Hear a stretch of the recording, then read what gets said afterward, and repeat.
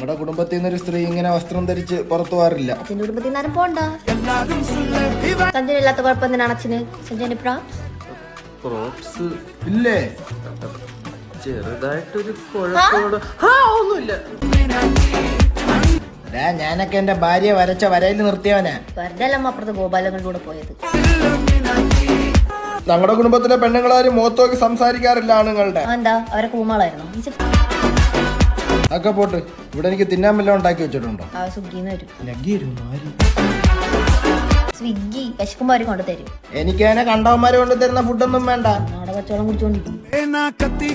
അപ്പുറത്തെ രാമുന്റെ മരുമോളുണ്ടല്ലേ, 5 മണിക്ക് സെറ്റ് സാരി കൊടുത്ത് അടുക്കളയിൽ കയറി അപ്പം ഉണ്ടാക്കി തരാൻ പറഞ്ഞാൽ അപ്പം ഉണ്ടാക്കി തരും.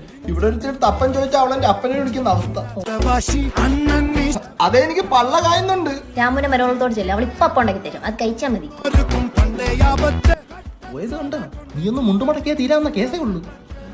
സഞ്ജു